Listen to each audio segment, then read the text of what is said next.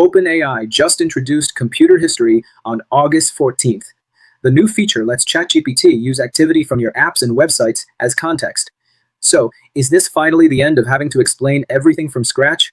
At first, it sounds like the perfect fix for AI memory, but it only solves one part of the problem.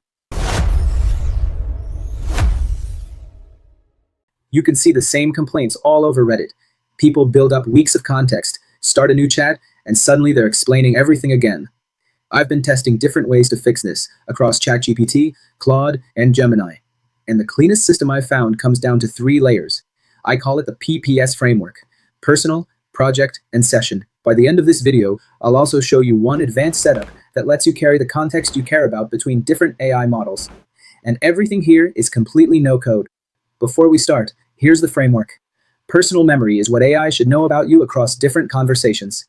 Project memory keeps the context for one specific piece of work, including its goals, rules, files, and important decisions. Then, session memory preserves what just happened and where the next conversation should continue. You can remember this W rule of thumb. Personal tells AI who you are. Project keeps the work consistent. Session keeps the workflow moving. Let's start with personal. Here's a simple test. I'm opening a fresh chat and asking, give me 5 ideas for my next YouTube video. That's all the information AI gets. And the result is exactly what you would expect. The ideas are generic, because the AI doesn't know my channel, my audience, or what type of content I normally make. Now let's fix that. Inside ChatGPT, I'll open Settings, then Personalization. Then I add my context into the Custom Instruction field. This is where I can give ChatGPT stable information about how I work. I can also explicitly tell ChatGPT to remember an important preference for future conversations. Now I'll open another fresh chat and use the exact same prompt. Give me 5 ideas for my next YouTube video. This time, look at the difference. The prompt didn't change, but the suggestions are now much closer to the type of videos I would actually make, because the AI already has useful context about me. Personal memory works well for information that stays fairly stable. But once you're working on something for days, remembering your context isn't enough. The AI also needs to understand the project around you. That's where the second P becomes much more useful. Here's the problem. I'm asking AI to create a 7-day content plan for an upcoming product launch. I also tell it to follow our existing positioning, use our chosen lead magnet, and respect our channel constraints. But in a normal new chat, none of that context exists. So the AI either has to guess or ask me to explain the project again. For long-term work, I prefer keeping that context inside a dedicated project. I'll create a new one for this launch. Then inside project instructions, I'm adding the information that should stay consistent. Now the project has a clear working brief. I can also make decisions in one conversation and keep future conversations inside the same project. For example, here I'm deciding that YouTube handles education, LinkedIn handles awareness, and email drives the final conversion. Now I'll open a completely new chat inside this same project, and I'll use the same content plan request from before. This time, I don't have to explain the product again. The answer already respects the audience, positioning, lead magnet, channels, and constraints we added earlier. This is where projects become much more useful than keeping everything inside one giant chat. Now I can start fresh conversations without rebuilding the project from zero.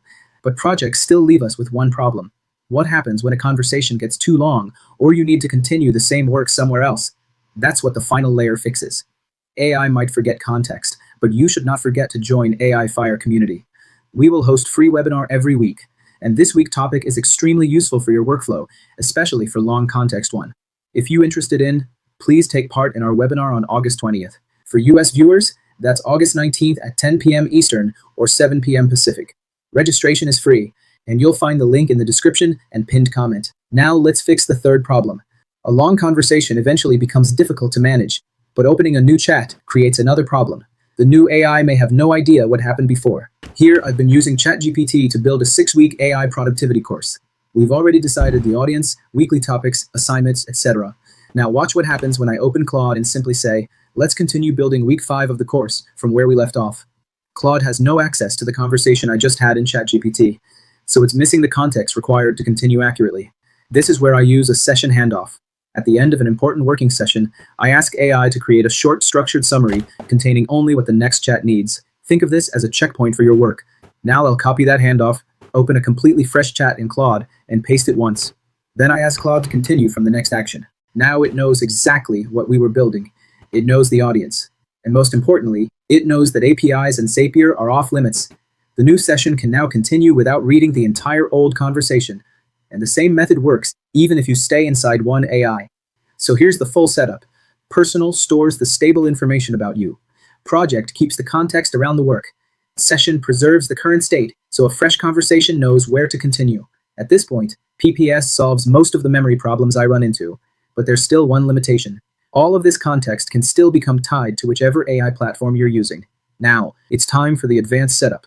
Instead of rebuilding your memory inside every new AI, I keep one external portable memory file that I control. Here, mine is a Google Doc. I already uploaded this file to Google Drive, and now I'm connecting it to a ChatGPT project.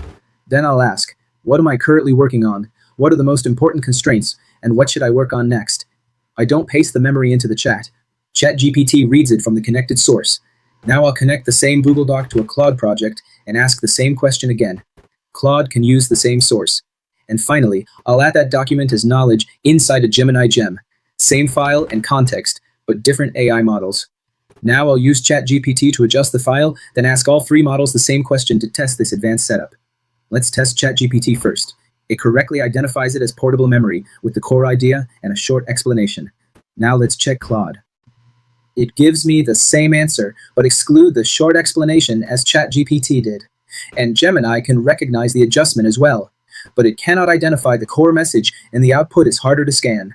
So now we have three different AI models giving me the same important context without rebuilding it from scratch each time. There is one important detail to make this workflow work properly. You need to connect the live file through an integration or connector. If you simply upload separate file, it won't automatically stay synchronized when the original file changes. Once the live source is connected, maintaining your memory becomes much easier. For example, I've just made one change. The advanced tip in this video is officially called portable memory. For a small update like this, I prefer using ChatGPT because I can simply ask it to update the connected file with a short prompt. For larger edits, I usually prefer Gemini directly inside Google Docs because it works closely with Google Workspace. Now, switching between ChatGPT, Claude, and Gemini feels much less inconvenient because I'm no longer rebuilding the important context every time I change tools. If this workflow is useful, subscribe to AI Fire. I'll keep testing practical AI workflows like this and show you the ones that are actually worth using. And also, comment down below what kind of workflow you will use after watching this video. We will discuss with you. Thanks for your time. Goodbye, and I'll see you in the next video.